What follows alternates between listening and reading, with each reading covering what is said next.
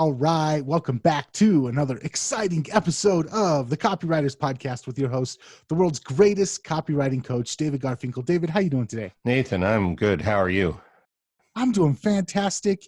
And we were talking a little bit before the show about last week's episode. And I think that oftentimes there is the temptation to be unethical in copywriting, and that might or might not be a segue into what we're going to be talking about this week. Well, let's see if it is. The famous investor Warren Buffett is famous for saying that when it comes to investing, he has two rules. One, never lose money. Two, see rule number one. To be sure, Warren Buffett hasn't always been able to follow these rules because he's an investor, can't control everything. For example, after 9/11, his insurance company, General Re, lost $2.4 billion. But even so, his overall company, which included a lot of other holdings, reported a profit for 2001, that year that 9/11 happened, although it was much smaller than previous years. Now, copywriting has rules too, and we're going to focus on three of them today. They are not as clear-cut as Warren Buffett's rules, but they're just as important. And unlike Warren Buffett's rules for investing, these three copywriting rules are all tempting to break. Everyone should know what these rules are and how to avoid temptation.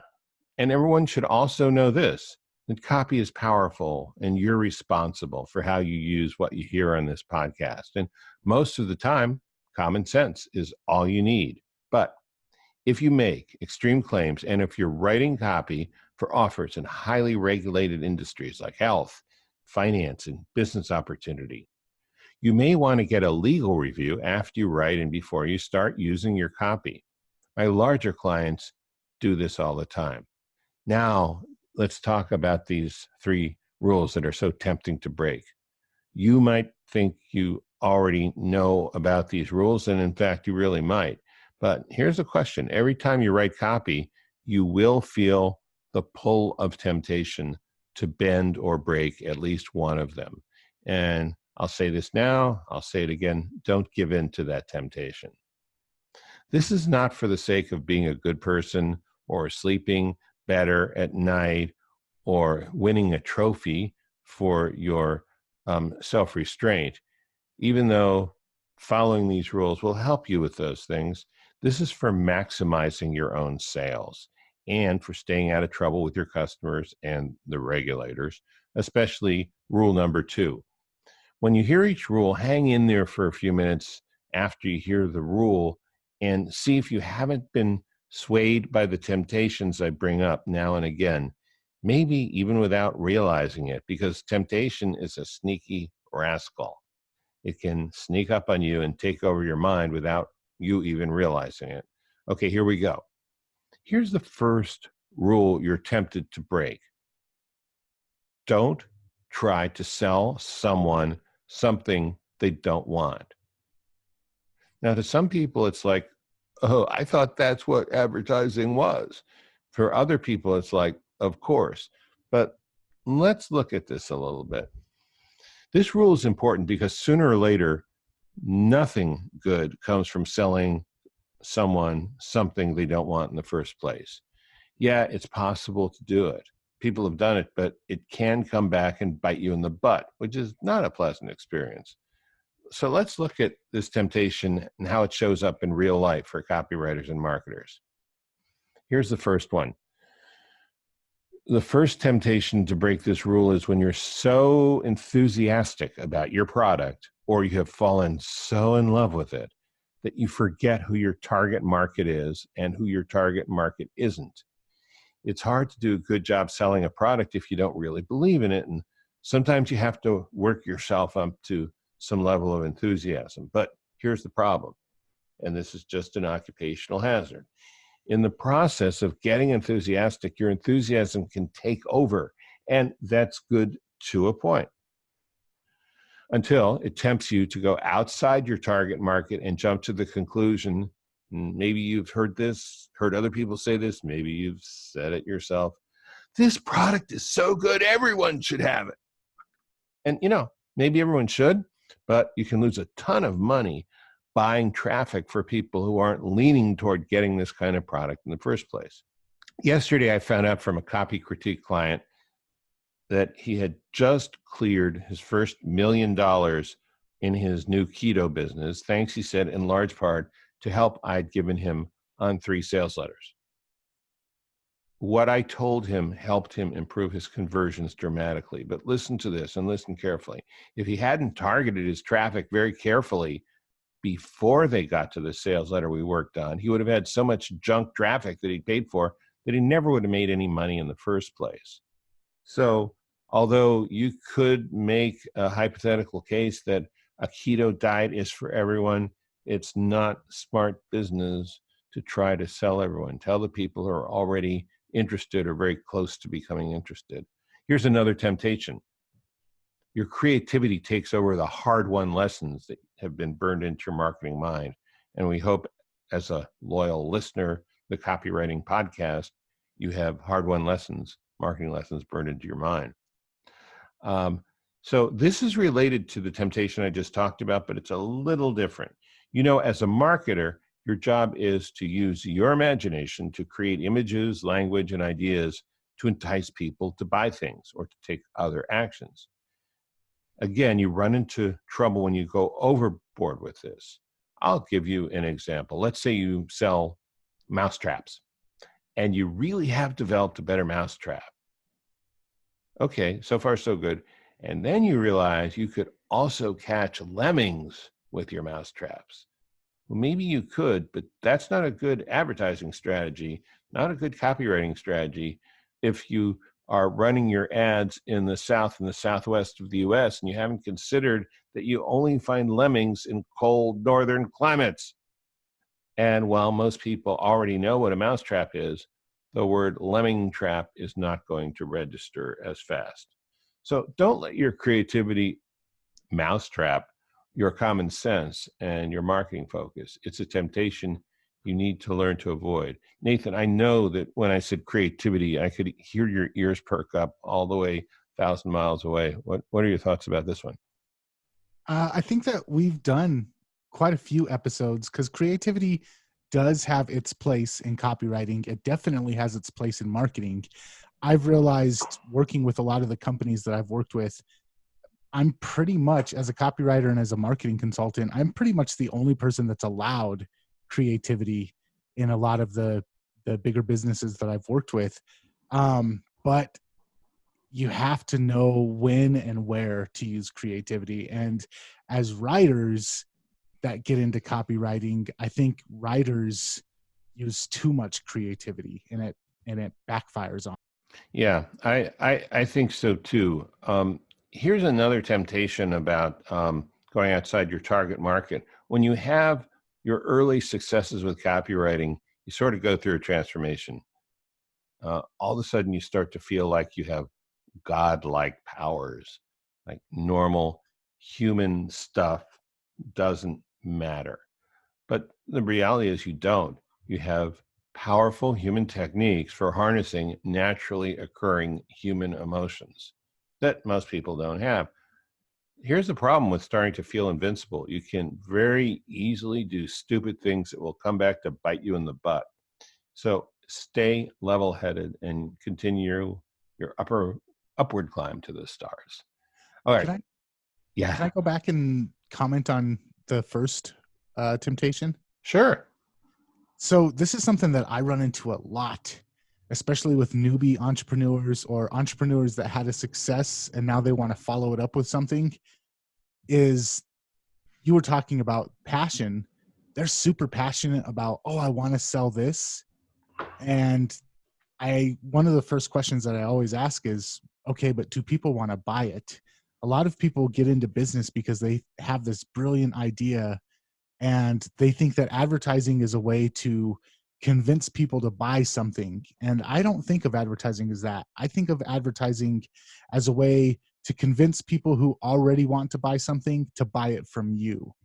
Yeah, I mean, that's a really important distinction. And I think anyone who is really experienced and maybe battle hardened and maybe has skinned their knees a few times in direct response knows that.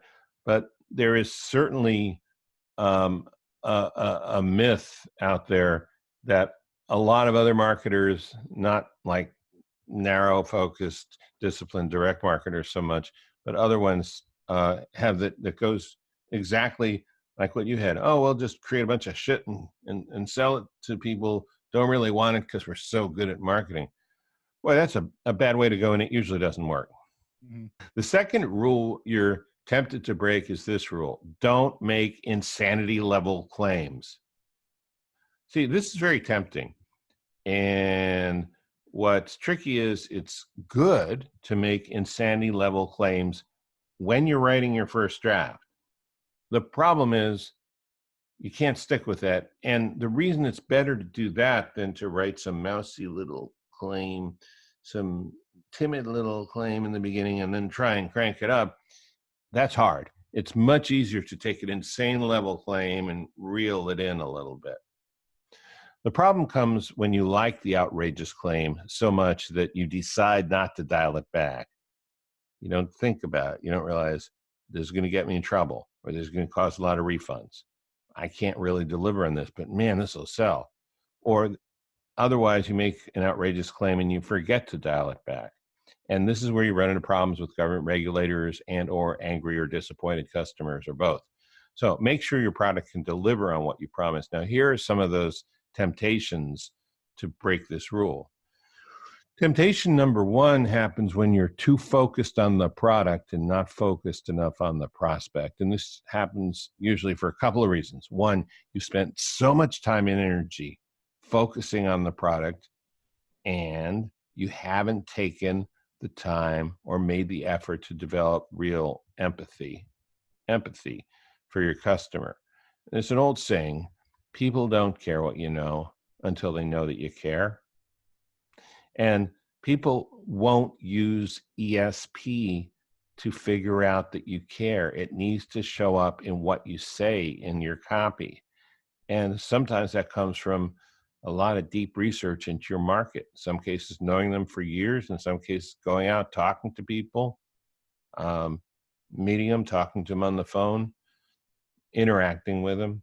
It's better you know your market, and the better you know it, the better you'll be able to make claims that they're inclined to believe and that you can deliver on.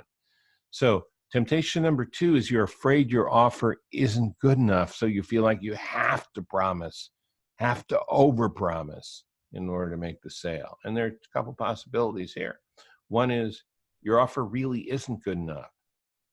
So the solution is make it a better offer so you don't have to overhype. Or if you're a copywriter, just don't take the job. There's no way you can do that.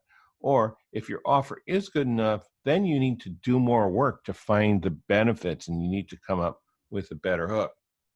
Okay, the third reason to break the rule of don't make insanity level claims is greed or desperation or impatience, not scaling slowly enough. And greed and impatience are really two versions of the same thing. The bottom line is 99 out of 100 times, whenever you're trying to get a result too quickly, it backfires, especially if you skip steps. Like, for example, the step of taking the time to present an honest, appealing claim and scaling no faster than you have the data and the infrastructure and the hands on deck to scale the right way. Now, of course, you can shortcut it all by making an untrue claim that will juice sales and get you to a sales goal much faster, but don't do it, because you're building that kind of house on a foundation of quicksand. Okay, so let's talk about the third rule. Well, let me stop. Anything you want to say about insanity level claims other than they're insane? The one thing that you brought up that really hit home for me was, it reminded me of that old saying, write drunk and edit sober. Mm-hmm. In the first drafts, it's okay to get as bombastic as you want to, but definitely go back and we just did the episode last week about ethics and copywriting. You definitely want to make sure that you're not going to get any of the alphabet agencies after you, or you're not going to get hit with a bunch of chargebacks and refund requests. I mean, these are things that the greed aspect of writing a good sales piece can definitely blind you. But there have been, even some of my favorite copywriters have ended up going to prison for some of these things. So it's always something to keep cognizant of. Mine too. Thank you. Yeah, good point. Okay, let's talk about the third rule you're tempted to break. And we're sort of getting out of the legal and ethical realm here and into the effectiveness realm and the being considerate to your customers realm. The third rule you need to follow is present your close proactively, confidently, and comprehensively.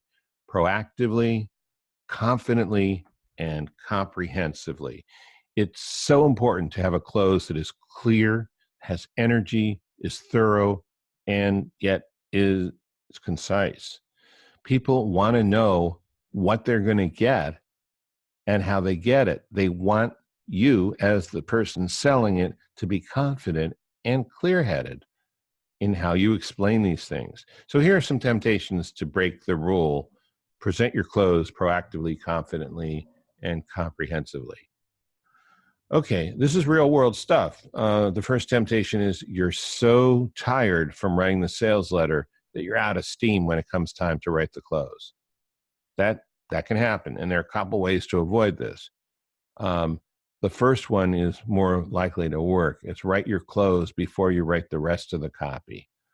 And this next one, and I know, I wish you luck if you go this route, is build in enough time so you can take a rest before you come back to your close. Yeah, well, usually the last minute is the only way things get done. So that second one may not work. Just depends on what your work habits are and how much time ahead you can plan. I find sometimes creating false deadlines a few days ahead of time and convincing myself that they're real helps me with that one. Temptation number 2 is, now we're going to get all mushy and squishy. You have a deep-seated fear of rejection. You don't want to come across as salesy. And here's an example. An email provider sent me an email with this subject line saying, how not to seem pushy. People are afraid of seeming pushy because they think they'll get rejected or other people won't like them. So this fear, this temptation, it taps right into this fear people have. Now, here's the good news. If you've done a good job with the rest of your copy, you don't need to be pushy in your close. You don't. But more important, you do need to be assertive enough and thorough enough so that a person who's genuinely interested in what you have will get a clear picture of what they get and what the benefits are, and some encouragement to go ahead and buy. It's kind of selfish and short-sighted to think, well, shit, I've done such a good job with the copy, I don't have to spell it out for them. Either they want it or they don't. Seems like common sense, but that's actually selfish and short-sighted, because you don't have to do that as long as you don't care if they buy from you or not. So don't give in to this temptation. The reality is, when they're reading it, you're taking them on a ride through the imagined new experience of having your product. They don't remember all the details. They don't remember all the benefits. They may not even remember the name of the product or the name of your company. The better job you're doing, the more they're just, champing at the bit to get the product. So, that counters the second temptation. Third temptation is that you don't know how to write a good close, so you just don't bother. And this is a reasonable excuse. You don't know how to do it. And if you don't know, you don't know. But there's no reasonable excuse for not finding out, especially when you can find out for free right here on the Copywriters Podcast website. We have a solution for that. We have an episode called Secrets of the Close. You can just go up to the hamburger menu on the left side, click on it, podcasts, and then type in Secrets of the Close. And go to that episode and we'll spell it out for you what you need to do to put together a good proactive, comprehensive, confident close. Okay. So before I wrap up, any thoughts, questions, comments? Yeah.